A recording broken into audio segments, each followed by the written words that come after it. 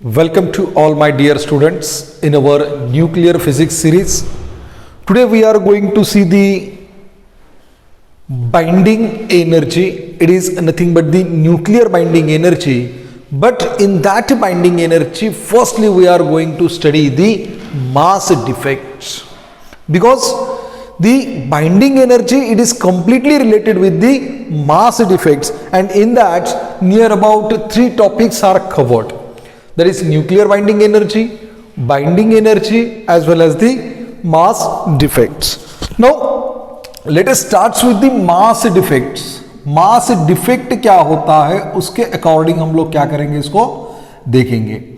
कोई भी जो एटम होता है वो एटम हम लोग कैसे रिप्रेजेंट करते हैं, एक्स ए जेड.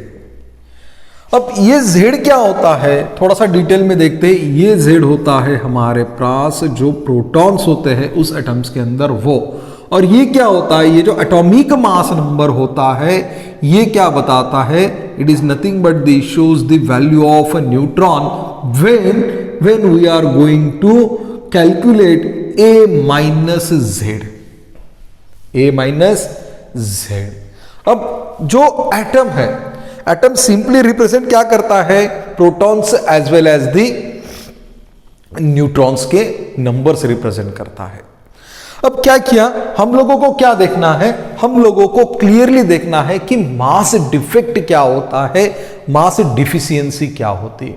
तो सबसे पहले क्या करते हैं हम लोग, ये जो पर्टिकुलर प्रोटॉन है, पर्टिकुलर न्यूट्रॉन है, उसमें का हर एक प्रोटॉन और न्यूट्रॉन का मास कंसीडर करते हैं.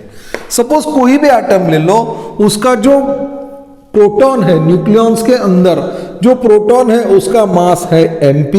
It is nothing but the mass of proton. ये क्या हो गया, मास ऑफ प्रोटॉन हो गया. और mn ये क्या हो गया, ये हो गया उसके अंदर का मास ऑफ न्यूट्रॉन. बराबर है, ये mass of proton as well as mass of neutron होगा. अब हमें पता है कि जो न्यूक्लियस होता है, एटम्स के अंदर का जो भी न्यूक्लियस होता है वो न्यूक्लियस किससे बनता है, that is made up of the nucleons. और ये न्यूक्लियॉन्स के अंदर क्या होते हैं, न्यूक्लियॉन्स के अंदर होते हैं protons as well as the neutrons. तो सिंपल हम लोग क्या करेंगे, सबसे पहले जो हम लोगों ने कोई भी एक एटम, एक एलिमेंट जो कंसीडर करा हुआ है उसका मास ऑफ प्रोटॉन्स के रिलेटेड उसका टोटल मास निकालते हैं. अब एक बात सिंपल है, इसका जो टोटल मास है हम लोग वो टोटल मास कैसा निकालेंगे, टोटल मास कैसा निकालेंगे, सिंपल है. टोटल मास क्या करेंगे हम, number of protons are present in that nucleus. मैं फिर से बोल रहा हूं, हमें क्या निकालना है, टोटल मास ऑफ न्यूक्लियॉन्स निकालना है, टोटल मास ऑफ न्यूक्लियॉन्स निकालना है. तो हमें क्या देखना पड़ेगा कि ये जो एटम हम लोगों ने कंसीडर करा है उसके अंदर कितने प्रोटॉन्स हैं. माना कि एक प्रोटॉन का मास कितना है, mp है, एक प्रोटॉन का मास कितना है, mp है. तो फिर z प्रोटॉन का मास कितना होगा, सिंपल है, वो होगा Z इंटू mp.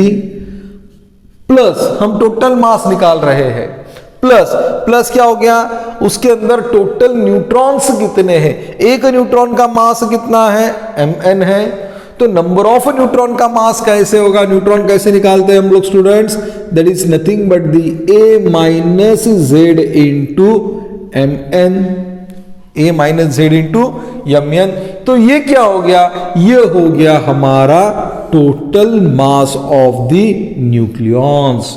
जितने भी न्यूक्लियॉन्स है उस न्यूक्लियस के अंदर के उन सबका ये क्या निकला है, टोटल मास निकला है. अब ये हो गया हमारा थ्योरेटिकल क्वेश्चन का आंसर. अब क्या हो गया, जब इसको एक्सपेरिमेंटली प्रूफ किया गया, जब इसको एक्सपेरिमेंटली प्रूफ कर दिया गया, माना कि एक न्यूक्लियस लिया गया, such kinds of the nucleus consider कर दिया गया, और इस न्यूक्लियस का जब थ्योरेटिकल मास ये निकला है, तो एक्सपेरिमेंटल जब इसका मास निकाला गया तो वो था सिंपल m इंटू एक्स ए, और ये हो गया z. ये क्या हो गया आपका, z हो गया. तो फिर क्या किया गया, कंपेयर किया गया। ये जो मास है ये कौन सा मास है स्टूडेंट्स हमारा, ये थ्योरेटिकल है, ये कौन सा है, ये एक्सपेरिमेंटल है। प्रैक्टिकल जो भी प्रैक्टिकल्स करके हम लोगों ने निकाला है वो वाला कौन सा है, ये वाला है।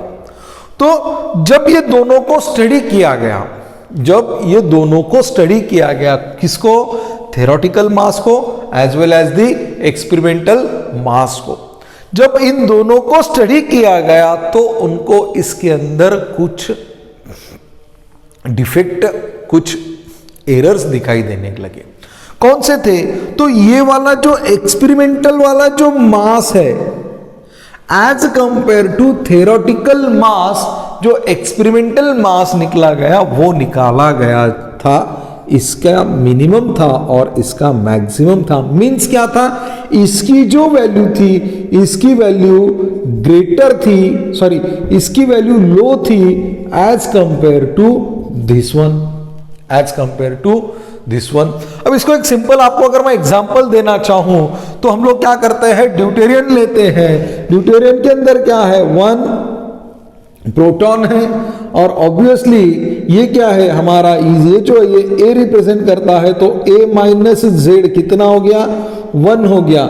मींस न्यूट्रॉन भी 1 है, प्रोटॉन भी 1 है। न्यूट्रॉन भी क्या है हमारे पास 1 है और प्रोटॉन भी क्या है 1 है।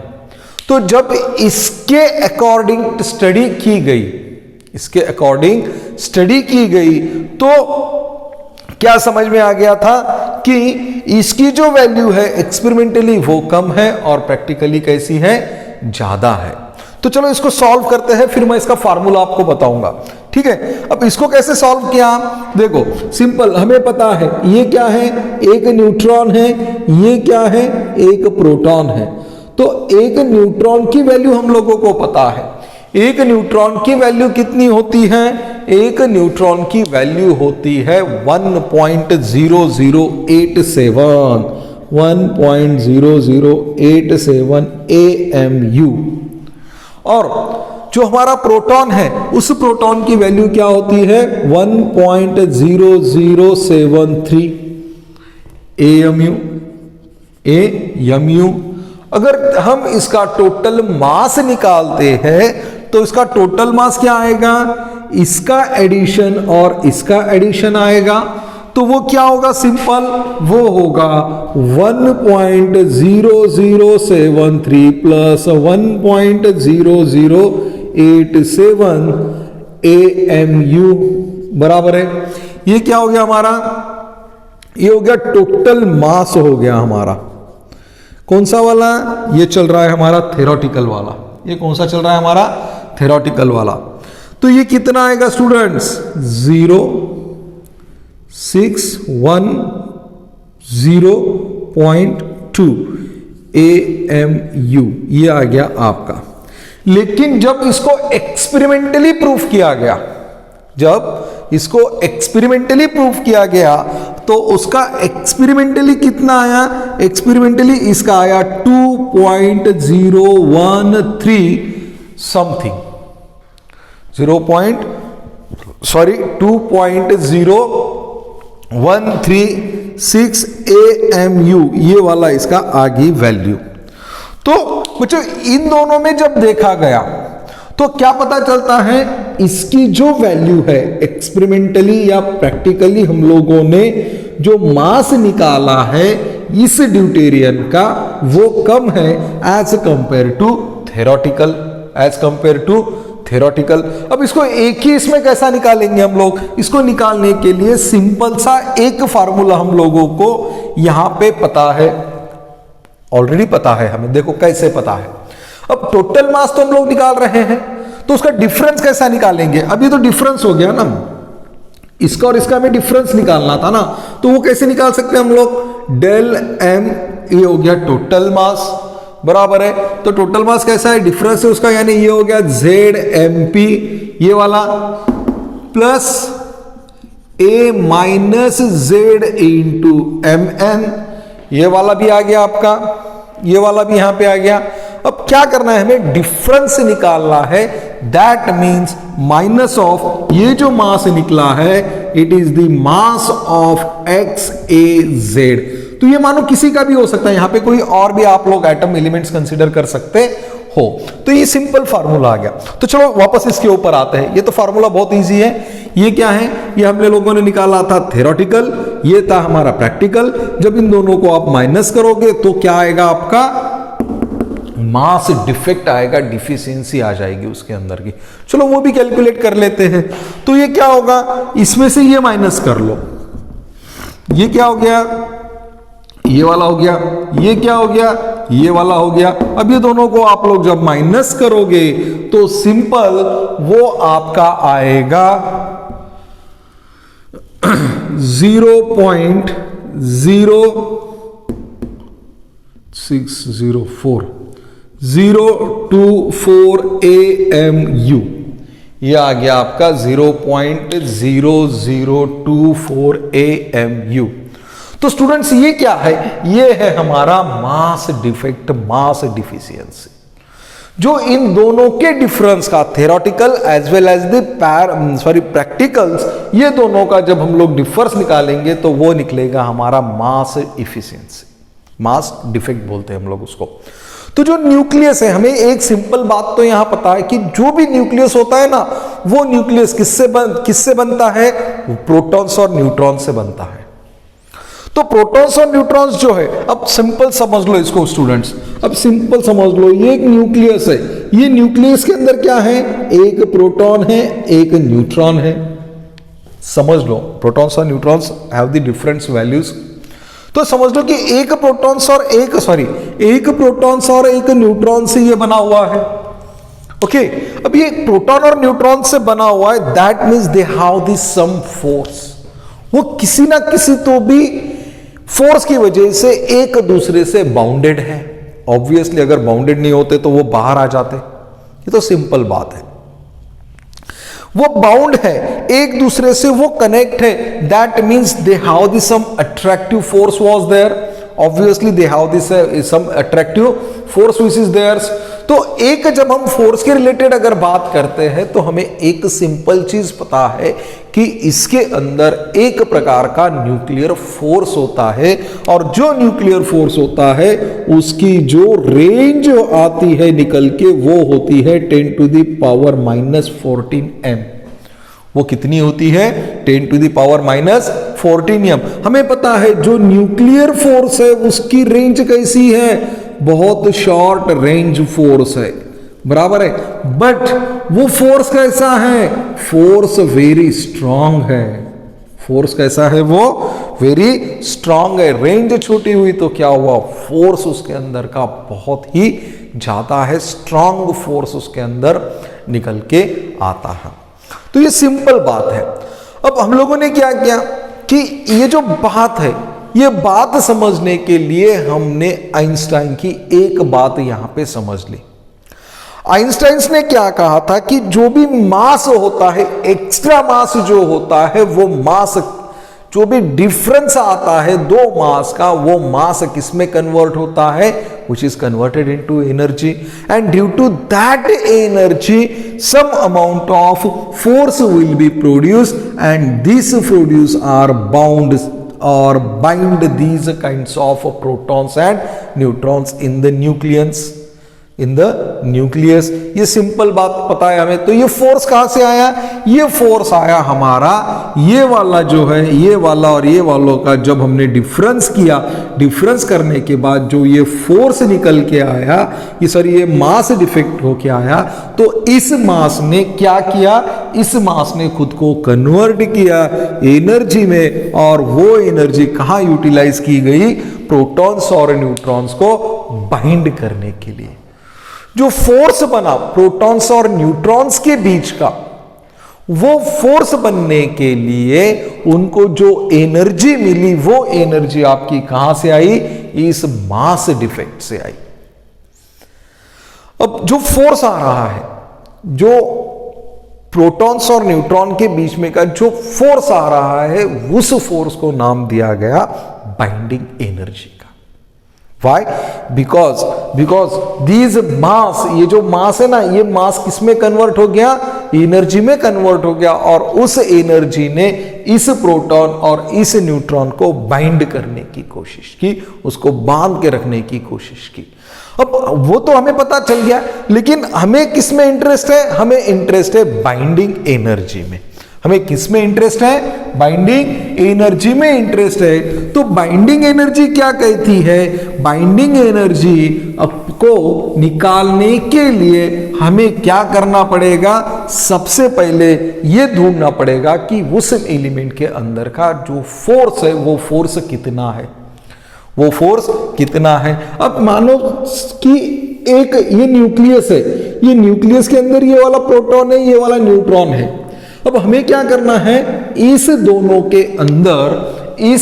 के अंदर जो भी बाइंडिंग जो भी अट्रैक्टिव फोर्स बना हुआ है उसको हमें निकालना होगा, उसको हमें लूज करना होगा। उसको लूज करने के बाद क्या होगा? ये प्रोटॉन्स और न्यूट्रॉन्स इस न्यूक्लियस के बाहर क्या होंगे? एमिट्स होंगे। तो ये निकालने के लिए क्या किया गया? ये निकालने के लिए सिंपल कुछ एक्सटर्नल एनर्जी प्रोवाइड करनी पड़ी। इसको क्या करनी पड़ी? External energy. ये जो एक्सटर्नल एनर्जी है, ये एक्सटर्नल एनर्जी इसको कहां तक प्रोवाइड करनी पड़ी? जब तक ये दोनों के फोर्स के इक्वल नहीं हुआ जाता। ये जो एक्सटर्नल एनर्जी इस फोर्स के जब तक इक्वल नहीं हो जाती तब तक ये एक्सटर्नल एनर्जी उसको क्या करना पड़ी? हमें देनी पड़ी। और ड्यू टू दैट हमें पता चला कि जब ये जो एक्सटर्नल एनर्जी है, ये एक्सटर्नल एनर्जी और ये जो फोर्स है जब ये इक्वल हो जाते हैं तो इसके अंदर के प्रोटॉन्स और न्यूट्रॉन्स का जो फोर्स होता है वो फोर्स क्या होता है? ब्रेक हो जाता है। वो क्या हो जाता है? ब्रेक हो जाता है। और ब्रेक होने के बाद उसके अंदर के जो प्रोटॉन्स है, जो न्यूट्रॉन्स है, वो क्या हो जाते हैं? इमिट्स हो जाते हैं। वो क्या हो जाते हैं? इमिट्स हो जाते हैं। अब जो इमिट्स हो गए, जो एनर्जी की वजह से वो इमिट्स हो गए, वो क्या थी? वो थी मास डिफेक्ट के इक्वल। वो क्या थी? मास इफेक्ट के इक्वल। और हम लोगों को आइंस्टाइन का एक एनर्जी का इक्वेशन पता है, E is equal to mc square. E is equal to mc square. तो ये जो E इज इक्वल टू डेलियम मैंने यहां लिया है, बेसिक इक्वेशन क्या है हमारा? E is equal to mc square. तो ये क्या है? ये बाइंडिंग एनर्जी आती है, क्योंकि ये जो डेलियम है ये मास डिफेक्ट जितना होगा उतनी एनर्जी लगेगी इस प्रोटॉन और न्यूट्रॉन को ब्रेक करने के लिए। बराबर है? तो ये ब्रेक करेगा तो सर्टेन वेलोसिटी के इक्वल करेगा, तो इसलिए हम लोगों ने क्या किया? E is equal to mc square ले लिया। तो बच्चों ये डेलियम जो है हमारा, यहां से लिखता हूं मैं, ये जो डेलियम है हमारा, तो ये डेलियम क्या था हमारा? ये सिंपल था हमारा Z into MP plus A minus Z into MN minus MX A Z into ये आ गया C स्क्वायर। ये क्या हो गया? C स्क्वायर हो गया। अब एक क्या करते हैं, इसको और थोड़ा डिटेल में जानने की कोशिश करते हैं। तो क्या करेंगे हम लोग यहां पे सिंपल क्या करेंगे, इसको according to that electron study करते हैं। तो इसको इलेक्ट्रॉन के स्टडी करेंगे तो क्या करेंगे हम लोग, इसके अंदर ZMe प्लस करेंगे, ZMe माइनस करेंगे। ZMe क्या करेंगे, इसके अंदर प्लस करेंगे, ZMe माइनस करेंगे। इससे क्या होगा, जो प्रोटॉन्स है उसके अकॉर्डिंग इलेक्ट्रॉन्स आ जाएंगे, जो न्यूट्रॉन्स है उसके अंदर क्या आ जाएगा, अकॉर्डिंग इलेक्ट्रॉन्स आ जाएंगे। तो देखते हैं इसको सॉल्व करके। तो ये क्या हो गया, ZMP, यहां पे इसको मैं ऐड कर लेता हूं, ZMe, देखो कैपिटल और स्मॉल कोई नहीं है, ZMP पहले मैंने स्मॉल भी लिखा होगा तो कोई दिक्कत नहीं, अभी कभी लिखते आएगा तो भी कोई दिक्कत नहीं होगी। Me plus A minus Z into MN। अब मैं इसको यहां पे माइनस करता हूं, ये वाला माइनस कॉमन ले लो, माइनस माइनस हो गया। फिर यहां पे क्या लिखेंगे हम लोग, ZMe प्लस ये जो यम है ये एम एक्स ए जेड इंटू ये हो गया आपका सी स्क्वायर, ये हो गया आपका सी स्क्वायर। सिंपल है बच्चों, कोई इसको डिफरेंस नहीं है। इसको भी आप लगे तो इसको भी समझने के लिए, अगर ये आपको थोड़ा सा बड़ा दिखता है तो इसको क्या कर लो आप छोटा कर लो। चलो इसको और इजी बनाने की कोशिश करता हूं मैं यहाँ पे। अब इसके अंदर क्या करेंगे हम लोग, इसके अंदर हम लोग क्या करेंगे, ये जो z है ये z कॉमन ले लो। क्या हो गया, z in bracket mp plus me plus a minus z into mn minus z me plus m into x a z into C का स्क्वायर। ये सिंपल हो गया यहां पे, ठीक है। अब ये वाली जो वैल्यू दिख रही है आपको, इसके अंदर क्या बता रहा है, एक प्रोटॉन है एक ही इलेक्ट्रॉन है। तो हमें एक एलिमेंट ऐसा पता है जो कि हाइड्रोजन आता है, इसके अंदर एक ही इलेक्ट्रॉन है और इसके अंदर का न्यूट्रॉन कितना है स्टूडेंट्स, न्यूट्रॉन आता है इसके अंदर का 0। क्यों, क्योंकि क्या आएगा neutron a minus Z is equal to neutron आता है तो 1 माइनस 1, ये क्या हो गया 0 आ गया। z कितना है 1 है तो इलेक्ट्रॉन भी कितना हो गया इसका 1 हो गया। तो सिंपल ये इसको मैं क्या लिख लेता हूं, इसको मैं लिख लेता हूं ZMH। और जो मैंने नोट्स दिए ना उसके अंदर मैंने बहुत इसको मिनिमाइज करके दिया गया है, तो ये स्टेप ध्यान में रख लो। ZMH plus 1 minus z into mn minus, अब यहां पे देखो बच्चों इसको थोड़ा सा समझ लो।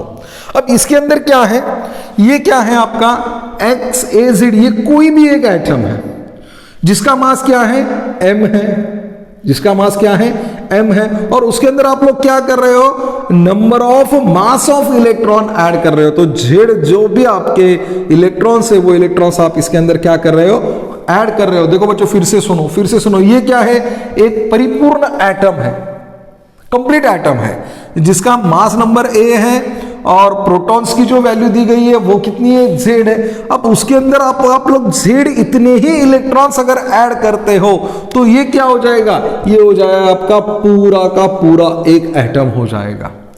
और ये हो गया आपका c स्क्वायर, ये हो गया आपका c square.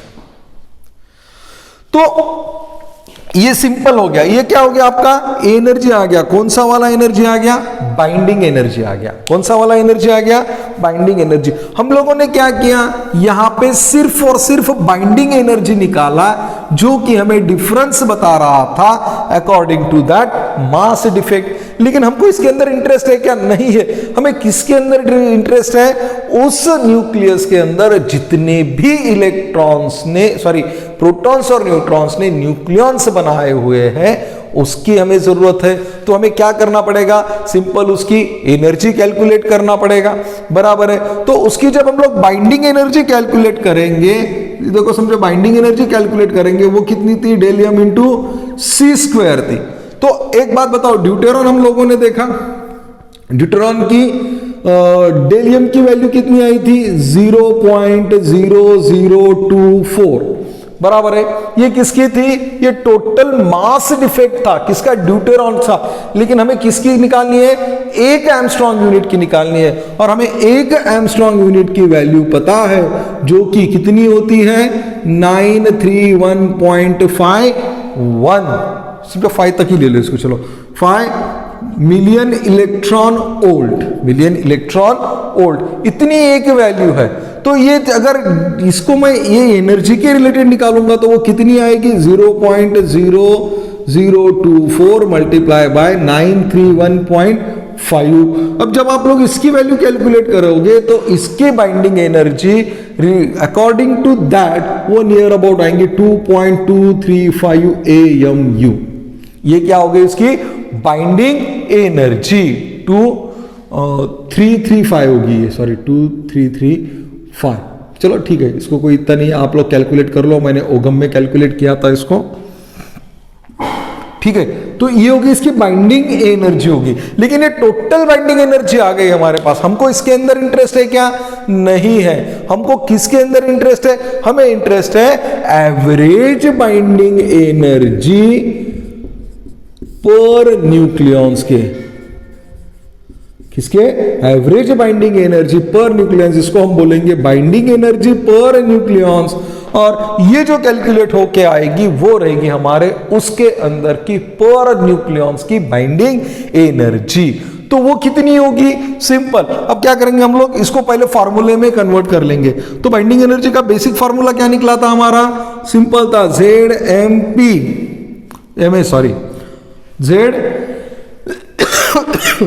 M H plus A minus Z into M N minus M atom into C square divided by A.